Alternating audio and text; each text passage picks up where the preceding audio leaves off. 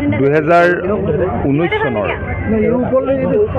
21 নৱেম্বৰ তাৰিখে অসম ছাত্ৰ পৰিষদৰ জন্ম দিয়া হৈছিল। আজি ছাত্ৰ পৰিষদৰ প্ৰতিষ্ঠা দিৱস।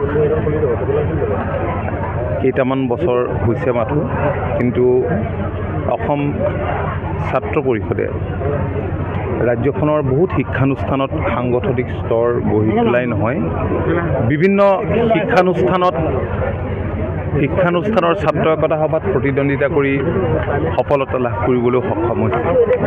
মই আজিৰ দিনটোত ছাত্ৰ পৰিষদৰ সমূহ কৰ্মকৰ্তাক অভিনন্দন জনাইছোঁ। ছাত্ৰসকল আমাৰ দলৰ সাহস, এই ছাত্ৰসকল আমাৰ উদ্যম। তেওঁলোক মাত্ৰ কেইজনমান ছাত্ৰ ছাত্ৰীৰ সমষ্টি বুলি আমি গণ্য নকৰোঁ।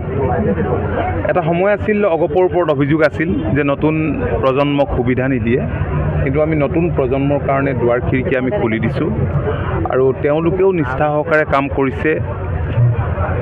লগতে যুৱ পৰিষদ আছেই, অসম যুৱ পৰিষদ। গতিকে এই যুৱ প্ৰজন্মক লৈ আমি সপোন দেখিছোঁ, নতুন প্ৰজন্মক লৈ সপোন দেখিছোঁ। জাতীয়তাবাদৰ ভেটি শক্তিশালী কৰাৰ আমি সপোন দেখিছোঁ। ৰাজ্যখনৰ কাৰণে, ৰাজ্যবাসীৰ কাৰণে কাম কৰাৰ সপোন দেখিছোঁ। মই আজি তেওঁলোকৰ এই বিশেষ উদ্যোগৰ বাবে আজি ইয়াত সমবেত হৈছে। আজি বহুত ল'ৰা ছোৱালী হয়তো আহিবও পৰা নাই, পৰীক্ষা হৈ আছে নামনি অসমৰ পৰা। তথাপি বিষয়ববীয়াসকল হয়তো ইয়ালৈ আহিছে। মই যথেষ্ট সংখ্যক ছাত্ৰ ছাত্ৰীকেই এতিয়া দেখা পাইছোঁ।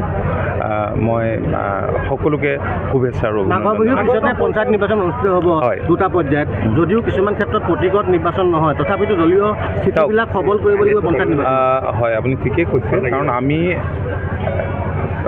2024 আৰম্ভণিৰ পৰাই দলটোক শক্তিশালী কৰাৰ লক্ষ্য স্থিৰ কৰি লৈছিলোঁ আৰু সেইমতে কামো হৈ আছে। 2024 জানুৱাৰী মাহৰ পৰা আৰু আপোনালোকে দেখিছে যে আমাৰ প্ৰতিটো সাংগঠনিক স্তৰে খুব ভালদৰে কাম কৰি আছে। দলৰ তৃণমূল পৰ্যায়ৰ কৰ্মীসকলে হৈছে দল এটাৰ শক্তিৰ আধাৰ।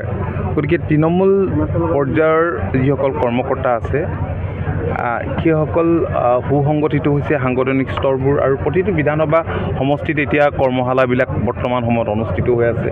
আৰু ইয়াৰ উপৰিও আমি 14 অক্টোবৰৰ পৰা দলৰ সভ্যভৰ্তিৰ অভিযান আমি আৰম্ভ কৰিছোঁ। তাৰ কাৰণে কিছু কৰ্মশালাৰো প্ৰয়োজন হৈছে আমাৰ বাবে।